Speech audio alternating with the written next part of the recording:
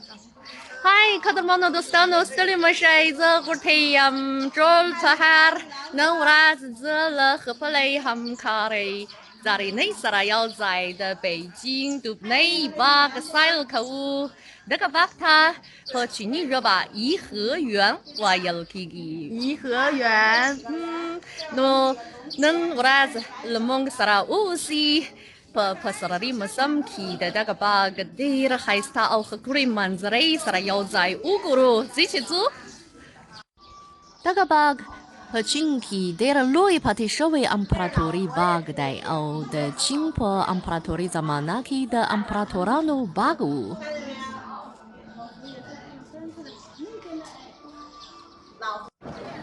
اوس د سیلانۍ سمسور موسم دی نو ډېر زیات سیلانیان دلته سیل کوي.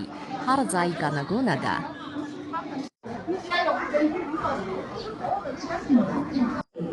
اوس زه اوږد دهلیز ته راغلی یم چې په چیني ژبه ورته چنګلنګ ویل کېږي. د دغه دهلیز اوږدوالی شاوخوا 728 متره دی.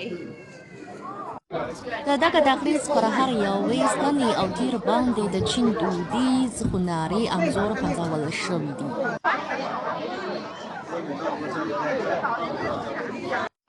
اوس زه د کومینګ جهیل پر غاړه سیل کوم. د دغه باغ درې په څلورمه برخه د اوبو جهیل دی. د کومینګ جهیل پراخوالی شاوخوا 200 هکتاره دی او د دغه جهیل په منځ کې درې کوچنۍ ټاپوګان شته دي. منظرې یې ډېر ښکلی دی. اوس زه په بندر کې یم او یوه شېبه به موږ هم د کښتۍ له لارې جهیل سیل وکړو. ځئ چې ځو.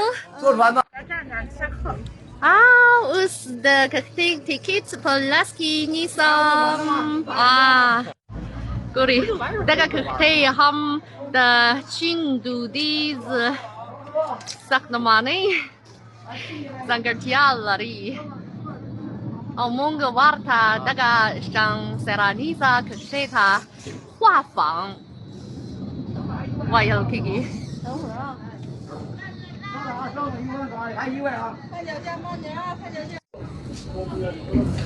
اوس په کښتۍ کې یو. زرینا رقبال کوي.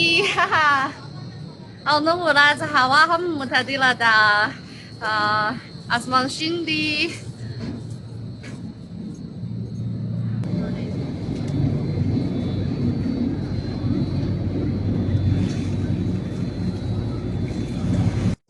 واورئ د انجین اواز جګ دی. اوس زموږ کښتۍ له بندر څخه حرکت کوي.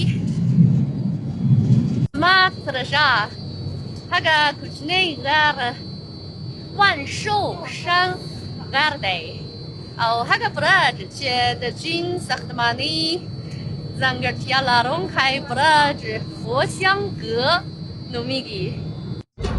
د دغه برج جګوالی 140 متره دی او د چین په امپراتورۍ زمانه کې دلته د امپراتورانو د دوره ځای و. ځینې سیلانیان زموږ په شان د کښتیو له لارې د جهیل سیل کوي.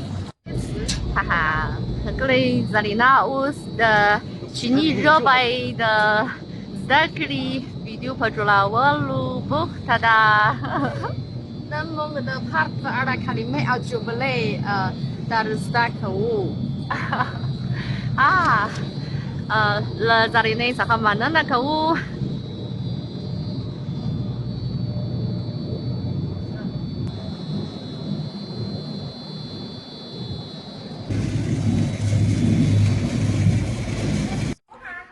اوس موږ خپلې موخې ته رسیږو.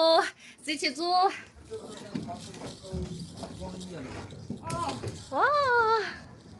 ګورئ هماغه ځای هم یو ډېر ښایسته لرغونی پل لیدل کېږي. ځو وګورو.